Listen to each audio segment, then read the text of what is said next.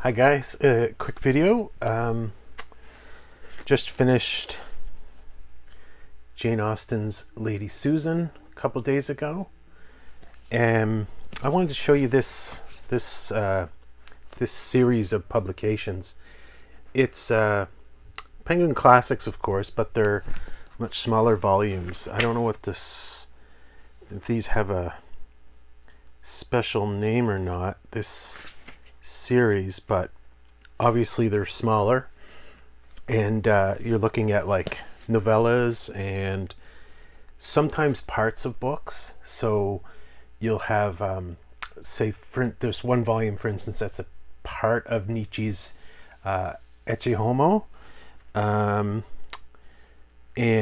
I've got this one here I'm reading right now, Chekhov's A Nervous Breakdown, is actually 3 of his short stories, and I think I've read all these before, but he's such a good, amazing writer that you can never read him too many times. So so anyway, these are cool books, and you see there's over 100 of them because they're all numbered, and the biggest number one I have is 126, so there's at least 126 of them.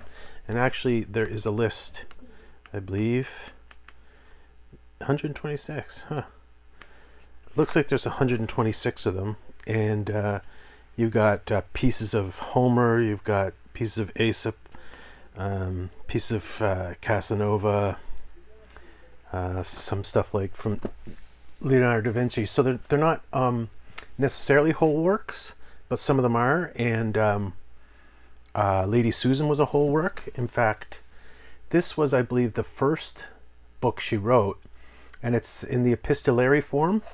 So for those who don't know, it's in the form of letters.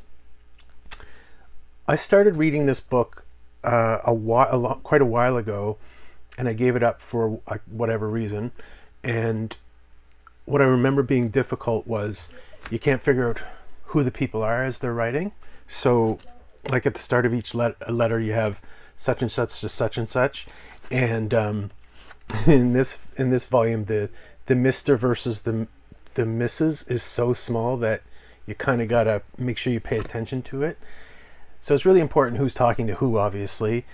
And I actually wrote down, I do this sometimes, I don't know if you ever do it or not, but I sometimes write down who the characters are as they're moving along, so you can kind of keep people straight, because Mr. and Mrs. Is not a great way to name people, especially when there's other characters who have the same last name and they're not being called Mr. and Mrs., but they're their children and blah blah blah. So it's rather difficult. So with that aid, I was able to kind of keep track of what's going on here.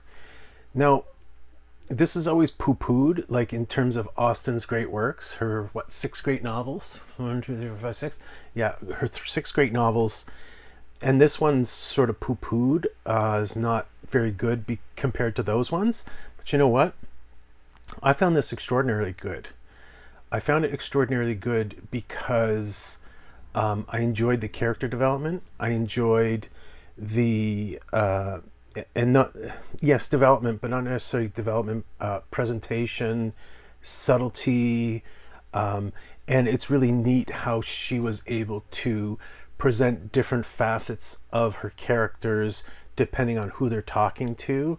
Are they trying to suck up to this person, or are they being their own natural self to this person? Like, for instance, Lady Susan, she has an intimate friend, and she's her own self when talking to that friend, but she's not her own self when she's talking to anybody else. And sometimes a character will write 2 letters in a row to 2 different people, and it's like black and white difference of character, like the way they present themselves. So I found that really interesting. And so Austen scholars, who generally kind of tend to poo-poo this one, I think maybe they're just saying maybe it's just less, to them it's less than the 6 great novels, but to my mind it was very good. So and there you go. Like, the epistolary form is not an easy form to make something good out of. And as you know, one of my absolute favorite novels ever is The Sorrows of Young Werther, and that's written in the epistolary form. So sometimes it works, usually it doesn't.